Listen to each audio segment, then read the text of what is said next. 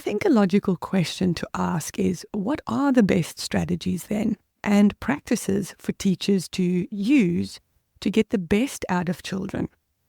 As professionals, of course, we're not interested in any old strategy. No, we want evidence-based strategies. And when we want evidence, it leads us to high-impact teaching strategies, or HITS. These are instructional practices that reliably increase student learning, and they emerge from studies and findings across Australian and international schools, and in the work of John Hattie and Robert Marzano, who took these findings and ranked them by their level of effectiveness in student learning. Hello and welcome to Blooming Curious, a podcast that's all about nurturing that natural curiosity in our early years kids and students. I'm Edwina, your host from the Ed's Lessons blog, a passionate advocate for play and inquiry, and on a mission to keep children curious and questioning. The days of talk and chalk are over. We're diving into the world of integrated, inquiry and nature-based learning and exploring the strategies that create lifelong learners. So if you're a classroom or homeschool educator or even a curious parent, then this is the place for you. Schools are in a crisis. Here in Australia, according to recent data by the education research group Learning First, Australian kids are lagging behind their international counterparts in reading, mathematics and science. In response to this, it was thought that one of the reasons we're lagging behind in reading is because of a lack of explicit instruction. And I addressed this in episode 22. I'll link to it in the show notes so you can have a listen to that only once you've finished this one, of course. I think a logical question to ask is, what are the best strategies then and practices for teachers to use to get the best out of children? As professionals, of course, we're not interested in any old strategy. No, we want evidence-based strategies. And when we want evidence, it leads us to high-impact teaching strategies, or HITS. These are instructional practices that reliably increase student learning, and they emerge from studies and findings across Australian and international schools, and in the work of John Hattie and Robert Marzano, who took these findings and ranked them by their level of effectiveness in student learning, otherwise known as their effect size. In other words, how these strategies or how much these strategies affected student learning. So the higher the score, the higher the effect, the better the strategy. Now we should note that researchers like Hattie, Marzano and others have all used slightly different methods to calculate this effect size. But they all agree on the most powerful and those that make the most difference to learning. And you can find these even in the AITSL standards here in Australia, and I'll link to this in the show notes for you as well. Now, of course, nothing is ever that simple, is it? These on their own don't necessarily mean much. They have to be implemented in a complete framework within a pedagogical approach. But according to this, the 10 most impactful strategies are the following: setting goals, structuring lessons, explicit teaching, worked examples, collaborative learning, multiple exposures, questioning, feedback, metacognitive strategies, and differentiated teaching. Did you notice something? In this list of the 10 high-impact teaching strategies, there is no inquiry-based learning. So, of course, as a curious educator and just as a curious human being, someone who asks a lot of questions, which sometimes gets me into trouble and doesn't often make me very popular, but hey, that's just me. I am someone who asks questions. What does inquiry-based teaching entail? Well, there's goal setting. Students and teachers decide on what they want to determine, and then through the inquiry process, you determine a path to get there. Contrary to popular opinion, inquiry isn't just willy-nilly lessons. They're structured, and it's plain nonsense to think that teachers simply say to children, well, go off and inquire. I really urge you to read Kath Murdoch's book, Getting Personal with Inquiry Learning, and Trevor McKenzie's book, Inquiry Mindset, the elementary edition. And you'll see just how structured lessons are supposed to be, especially in the beginning when students and teachers are just getting started. Inquiry is also explicit. So when you start teaching the process, you'll see that in a good inquiry classroom, we explicitly teach the process in a step-by-step fashion and with modeling. Any good educator worth their salt knows the value of explicit instruction, and in a good inquiry classroom, explicit instruction dovetails with inquiry. It's not one or another, it's both. This is the way I've always run my classrooms and have had great success, which was not only evident in grades, which I wish never existed in early childhood, but also in the attitude towards learning and the attitude towards school. And what about worked examples? Well, of course, that goes without saying. Showing students what a good one looks like, showing them the standard you want them to achieve, and giving them a clear example of what you expect is essential for great learning outcomes. Every other strategy on that list is part of an inquiry-based learning. Collaborative learning, multiple exposures, questioning. Questioning forms the basis of inquiry. Inquiry and questioning go hand in hand. By the way, if you're wondering about the types of questions you should be asking young children, then I have a list of question starters you can use with young children in my resource library, and I'll leave a link for you in the show notes. Feedback and metacognitive strategies, in other words, teaching kids to think about their thinking so that they become aware of their learning process, these too are strategies used in an inquiry classroom. Lastly, differentiated learning, and this is where inquiry comes into its own. Inquiry is probably the best strategy I know of for differentiation. In fact, a typical classroom has a handful of kids, as we all know as teachers, on the high end. Most of them are in the middle, and then another handful on the end that needs more support. It's generally a typical bell curve, and inquiry is great because those high-end students, they can just get on with the things that they need to do with very little direction once you've got the hang of it.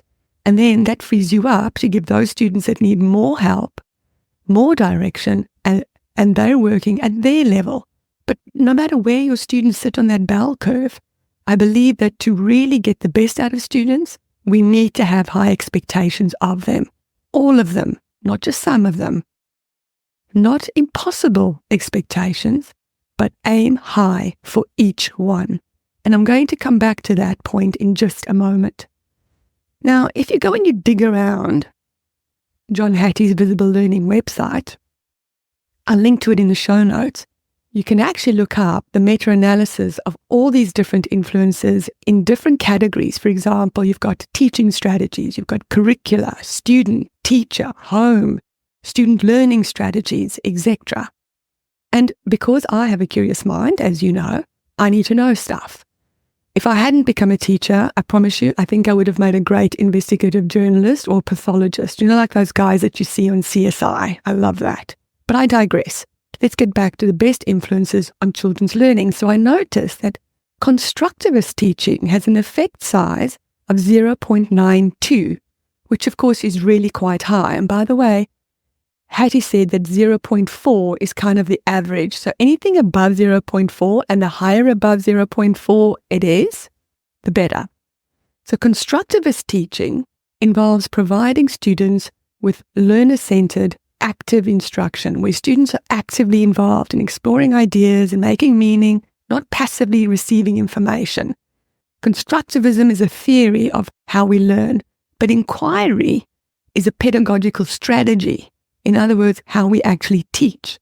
And it goes without saying then that strategies like inquiry facilitate or help students to construct meaning and understanding. Classroom discussion, which has an effect size of 0.82, also has a significant effect on student learning. Once again, discussion is a really big part of the inquiry classroom.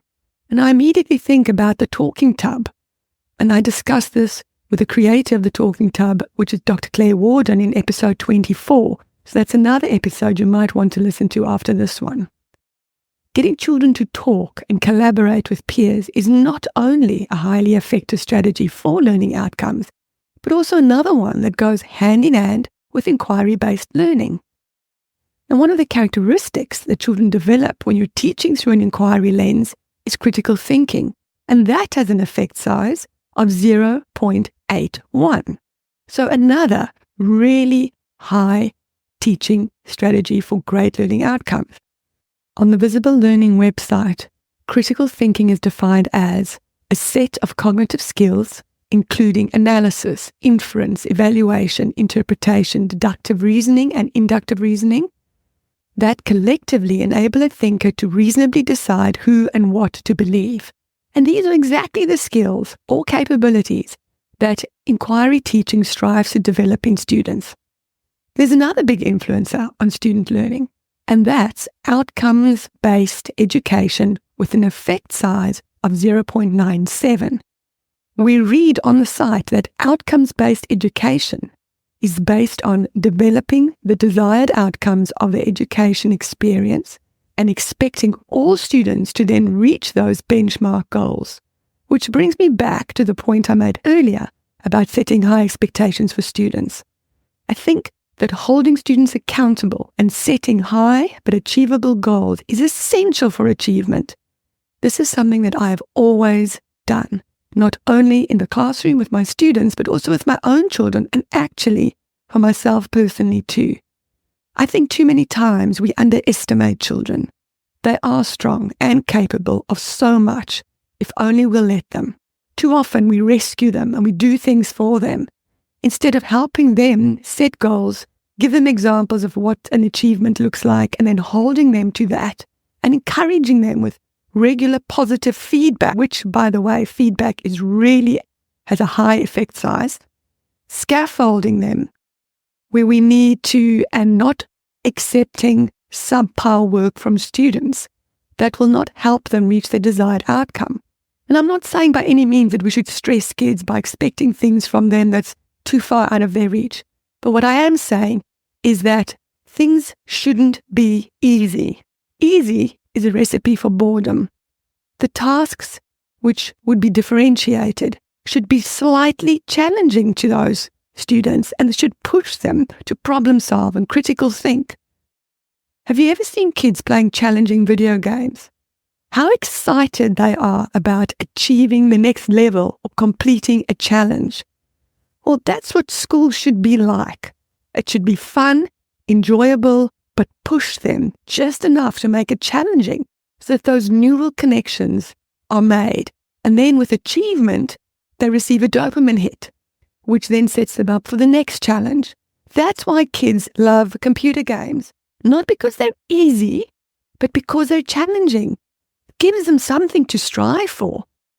So we've seen that learning is impacted by so many different influences. But I really believe that our job as educators is firstly to teach kids to read, write, and do arithmetic in the early years I'm talking about. But that's not actually enough. Our job is to teach children to think, not to tell them what to think, which is happening in too many places around the world, or what to believe, or to feed them the latest, often flawed information from whichever government or media outlet is pushing an agenda, but to give them the skills that will help them think for themselves. And how do we do that? Well, by firstly being curious ourselves, and secondly, encouraging their curiosity. Now, here's a funny thing. The effect size for curiosity is 0.66, based on 15 studies with 3,330 students in total from Germany and Australia, but the 10 studies conducted in Australia with 2,692 students resulted in an effect size of 0.90. And it doesn't take a genius to figure out that unless kids are curious and interested in learning in the first place, you can do double backflips all day. You're not going to get them to meet their full potential if they're not interested. And once you've got them interested, then using all these fabulous strategies the sky is the limit. I've spoken about effective teaching strategies and pedagogy, but another big influence on student learning is you and me, the teacher. Influences that rank really highly in this category are teacher clarity with 0.85, shared teacher efficacy 1.34, and that's where the whole school, all teachers believe that they are making a big difference in children's lives and that they are being effective. Teacher clarity, teacher credibility, and teacher estimates of achievement, as I have already mentioned. I want to single out teacher clarity at 0.85, which relates to organization, explanation, examples at guided practice, and assessment of student learning. And that can involve clearly communicating the learning intentions of the lesson and the success criteria. Clear learning intentions describe the skills, the knowledge, the attitudes, and the values that the students need to learn. And this all sounds so basic. It's what good, effective teachers do all the time. It involves being organized, because no one works well in chaos. Knowing what you're teaching, communicating it really clearly, modeling it, and holding them to high expectations. There is so much in the news about how poorly our children are doing at school. And then there's always this debate about whether it's the curriculum or teacher competency. There are a lot of external factors too, things like technology use and parenting styles that are not within our control. There's nothing we can do about the curriculum or what goes on in children's homes, but we do have control over the strategies we use in the classroom and our own pedagogy. We've seen today just what the big influences are, and we need to start taking responsibility for our part and our own shortcomings and do better if we need to. For us as teachers to be really effective, it starts with the right mindset, an inquiry mindset, a growth mindset, a positive attitude, putting your game face on. How many of us stop to think, not just about what we're doing, but why we're doing it? This is not just for educators, it's just about being aware of what you're doing as a human. And when it comes to trying new strategies, because perhaps you finally come to realize that what you're doing isn't working too well, that perhaps not all the children are engaged as they should be, or perhaps there's a lot of sloppy work and messy stuff, and kids are falling short of their full potential. Trying new strategies can be scary, and you're going to mess up, and you're going to make mistakes, and there might even be a little bit of chaos for a while. But learning from our mistakes and sharing that with the students, or sharing with them that you'll be trying something new, and outline the process and your thinking, and together embarking on this journey. And when things go wrong, you talk about it, because it helps children see that mistakes are a normal part of learning, and they learn grit and perseverance by watching how we handle failures and setbacks. I wrote about this kind of thinking, of trying new things and allowing our children and students to see us fail, and the lessons we learn from this, in my weekly newsletter, Get Curious, to my subscribers. And if you want to get curious and receive more of these types of insights directly into your mailbox, you should subscribe. So go to resources.bloomingcurious.com/get curious. I'll put the link in the show notes and sign up there to be part of this community. I think we can conclude that it's not just one strategy that's the be-all and end-all, but that we need a whole quiver of strategies when it comes to effective teaching and learning. But for me, inquiry-based learning, when well done, covers a multitude of factors that influence learning, and that ultimately it's only through inquiry-based strategies that we get kids to think and become independent learners. And ultimately, for me, that's real learning. If getting started with inquiry is something you're interested in, and you want to start dipping your toes in, because perhaps you've been listening to Blooming Curious for a while, or perhaps you've had a PD with an inquiry teaching specialist, or an inquiry consultant, and you really want to integrate inquiry into your classroom, but you're afraid, you're just not sure how to start, you're unsure about what's going to happen in the classroom, is there going to be chaos, how do you actually structure it? Well, I have a little step-by-step guide for you called Inquiry 101 that takes you through the steps of beginning inquiry in your classroom. You go to resources.bloomingcurious.com/inquiry 101, and I'll link it in the show notes, and you can go and get it there and start to integrate inquiry into your existing lessons. Because remember, you're not giving up what you're doing. You're actually adding a lens to it, because inquiry isn't a separate subject. It's a way of thinking and teaching. It's a pedagogy and a strategy that is used across all subjects. And once it becomes part of your fabric, neither you nor your students will ever look back. So follow the link and check out the e-guide, and I'll also leave a link to Blooming Curious, my newly updated website and blog. So check out all the information there on curiosity and inquiry. This has been a bit of an episode, hasn't it? I just want to thank you for being here. I really appreciate you being here. And if you like my content, then the ultimate compliment will be to leave a review. And you do that by going to the show, not this individual episode, and you scroll right down at the bottom and you'll see where it says leave a review. And if you could do that, it would be absolutely wonderful and seriously make my day, because it's reviews that really get this podcast to the top of the pile. So thanks in advance for that. I can't wait to see your reviews, and hopefully I'll be in your inbox too. So go get curious by subscribing, and until next week, stay blooming curious.